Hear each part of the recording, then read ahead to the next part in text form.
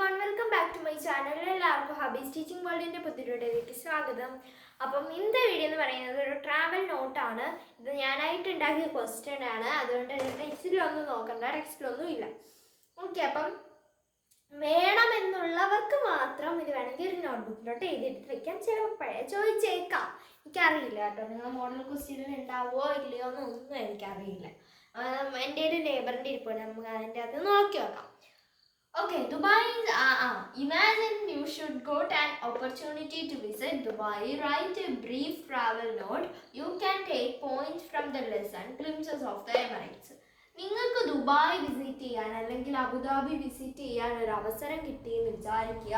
നിങ്ങൾ ആ ഒരു അവിടെ കണ്ടു എന്നുള്ള അവിടെ കണ്ടിട്ടുള്ള ആ ഒരു ദൃശ്യങ്ങളെല്ലാം ഒരു ട്രാവൽ നോട്ട് പോലെ എഴുതുക. ട്രാവൽ നോട്ട് എന്ന് വെച്ച് കഴിഞ്ഞാൽ യാത്രാ വിവരണം പോലെ എഴുതുക. അതിൽ തന്നെ നിങ്ങൾക്ക് എന്ത് ചെയ്യാം, ഗ്ലിംസസ് ഓഫ് എമിറേറ്റ്സ് വായിച്ചിട്ടുണ്ടെന്നുണ്ടെങ്കിൽ ഇഷ്ടം പോലെ നമുക്ക് ആ കഥ തന്നെ എഴുതി വെക്കാം. അവിടെ ഹി എന്നുള്ളിടത്ത് ഐ ആക്കി കഴിഞ്ഞാൽ മതി. ഓക്കെ, നിങ്ങളുടെ ആ ഒരു 7th സ്റ്റാൻഡേർഡിലെ ഗ്ലിംസസ് ഓഫ് നേച്ചർ എന്ന് പറയുന്ന എമിറേറ്റ്സ് എന്ന് പറയുന്ന ആ ഒരു ചാപ്റ്ററിൽ നിങ്ങൾക്ക് കുറേ കാര്യങ്ങൾ ദുബായ് അബുദാബിനെ പറ്റിയിട്ട് തന്നിട്ടുണ്ട്. അതിൽ നിന്നൊക്കെ നിങ്ങൾക്ക് പോയിന്റ് എടുത്ത് എഴുതാം എന്നൊക്കെ ഇവിടെ പറയുന്നുണ്ട്. എന്ന് പറഞ്ഞാൽ നമുക്ക് പരീക്ഷയ്ക്ക് ടെസ്റ്റ് തുറന്ന് വെച്ച് എഴുതാൻ പറ്റും. ഇവരെന്തെങ്കിലും ക്വസ്റ്റ്യൻ അല്ല, ഞാനെന്തെങ്കിലും ക്വസ്റ്റ്യൻ ഉണ്ടാക്കി. Sorry guys. Okay okay Dubai is one of my favourite country. എന്താണ് ദുബായ്? എൻ്റെ വളരെ ഇഷ്ടപ്പെട്ട, പ്രിയപ്പെട്ടൊരു കൺട്രിയാണ്. Favourite means പ്രിയപ്പെട്ടത്. അതുപോലെ തന്നെ in the last summer vacation I got an opportunity to visit Abu Dhabi. അതായത് അവസാനത്തെ ആ ഒരു സമ്മർ വെക്കേഷന് എനിക്ക് എന്താണ് അബുദാബി കാണാനുള്ള ആ ഒരു അവസരം കിട്ടി. ഓപ്പർച്യൂണിറ്റി എന്ന് വെച്ച് കഴിഞ്ഞാൽ അവസരം. അടുത്തത് I was very excited and happy. ഞാൻ വളരെ സന്തുഷ്ടയും അതുപോലെ തന്നെ ഹാപ്പി മീൻസ് വളരെ സന്തുഷ്ടയും എക്സൈറ്റഡ് ആകാംക്ഷയുമായിരുന്നു എനിക്കെന്ന് പറയാണ്. At last the day comes. അങ്ങനെ അവസാനം ആ ദിവസം വന്നെത്തി. We arrived at Dubai International Airport at night. നമ്മൾ രാത്രിയാണ് അവിടെ ദുബായിൽ ആ എയർപോർട്ടിൽ വന്ന് ഇറങ്ങിയത്. When I came out of the airport, ഞാൻ എയർപോർട്ടിന് ആ ഫ്ലൈറ്റിന് പുറത്തിറങ്ങിയപ്പോഴത്തേക്കിനും I wondered if I am standing in a wonderland with full of lights. അതായത് ഞാൻ വളരെ ആശ്ചര്യപ്പെട്ടു. എന്തിനാണ് അവിടെ മൊത്തത്തിൽ ലൈറ്റ് ആയിരുന്നു. ഞാൻ വിചാരിച്ചു എന്താണ് ഞാനിപ്പോൾ ഒരു വണ്ടർലാൻഡിലാണ് നിൽക്കുന്നത് എന്ന് ഞാൻ വിചാരിച്ചു എന്ന് പറയാണ്. അടുത്തത് എന്താണ്, on the way to our apartment. നമ്മൾ നമ്മുടെ അപ്പാർട്ട്മെന്റിലോട്ട് നടക്കുക. അപ്പാർട്ട്മെന്റ് എന്താണ്, താമസിക്കുന്ന ആ ഒരു സ്ഥലം. അവർക്ക് ഹോട്ടൽ ഉണ്ടാവുമല്ലോ, ആ പോകുന്ന ഒരു വഴിയിൽ എന്താണ് I can't believe my eyes. എനിക്ക് എൻ്റെ കണ്ണുകളെ പോലും വിശ്വസിക്കാനായില്ല. How wonderful and beautiful. എന്ത് ഭംഗിയാണ്, എന്ത് മനോഹരമാണ്. The road was very busy. ആ റോഡ് ഭയങ്കര തിരക്കുള്ളതായിരുന്നു. But there is no traffic blocks. പക്ഷേ അവിടെ ട്രാഫിക് ബ്ലോക്കുകളൊന്നും ഇല്ലായിരുന്നു എന്ന് പറയാണ്. In the next day I go for a walk on the sea side. ഞാൻ അടുത്ത ദിവസം എന്ത് ചെയ്തു, അന്ന് രാത്രിയല്ലേ ഇറങ്ങിയത്, അപ്പോൾ രാത്രി കിടന്നുറങ്ങിയിട്ട് അടുത്ത ദിവസം എണീച്ച് സീ സൈഡിൽ ഒരു വാക്കിന്, അതായത് കടൽ തീരത്ത് ഒരു വാക്കിന് പോയി. അടുത്തത് the sea had the same serene appearance everywhere. എന്താണ് ആ സെറീൻ മീൻസ് കാം ആയിട്ടുള്ള ആ ഒരു സീ എല്ലായിടത്തും ശാന്തമായിരുന്നു. അതായത് വലിയ ഇളക്കോ മറിച്ചിലോ ഒന്നും ഇല്ലായിരുന്നു.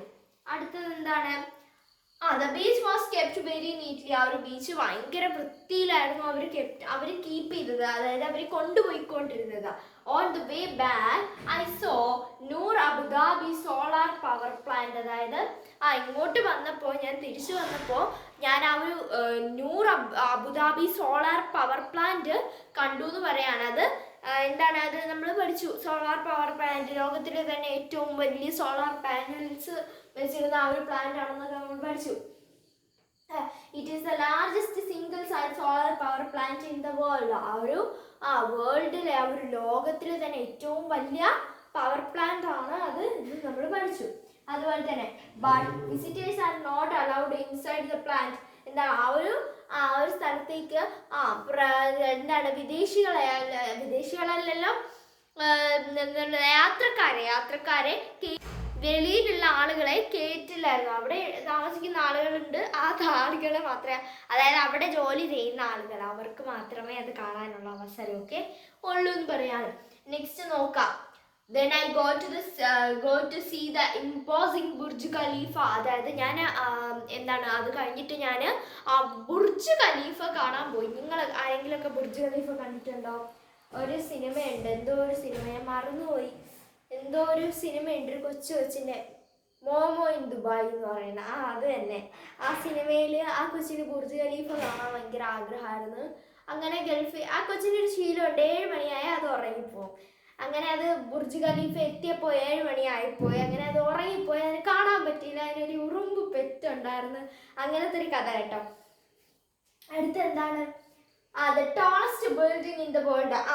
ലോകത്തിലെ ഏറ്റവും ഉയരം കൂടിയ ബിൽഡിംഗ് ആണത് എന്ന് പറയാണ്, ഉയരം കൂടിയ കെട്ടിടമാണ് എന്ന് പറയാണ്.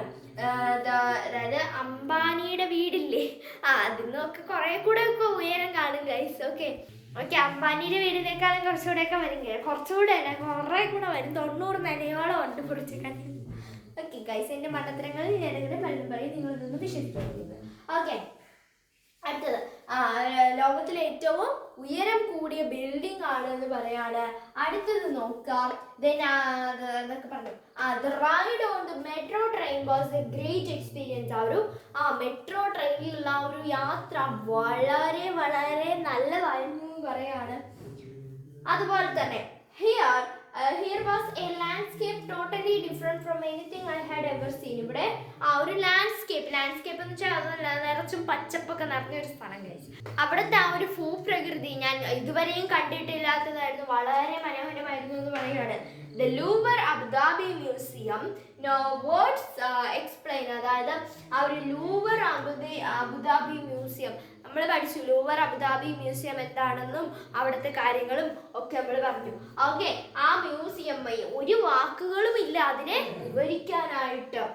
It houses some of the most fascinating archaeological remains, paintings, sculptures and other artifacts. അതായത് അവിടെ കുറെ പഴയ കാലത്തുള്ള കുറെ സാധനങ്ങളും അതുപോലെ തന്നെ ഒരുപാട് പ്രതിമകളും അങ്ങനെയൊക്കെയുള്ള കുറെ പെയിന്റിങ്സ് അങ്ങനെയൊക്കെയുള്ള കാര്യങ്ങൾ ഉണ്ടായിരുന്നു എന്ന് പറയാണ്. It carries the name of famous louvre museum in France on an agreement. അതൊരു എഗ്രിമെന്റിന്റെ പുറത്ത് ഫ്രാൻസിലുള്ള ലൂവർ മ്യൂസിയം എന്നുള്ള എന്തോ ഒരു ചരിത്രമൊക്കെ ഉണ്ട് അതിന്റെ പുറകിൽ.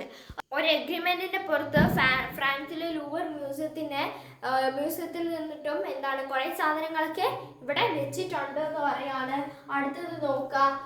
Unfortunately I got only 3 days to stay there. അതായത് പക്ഷേ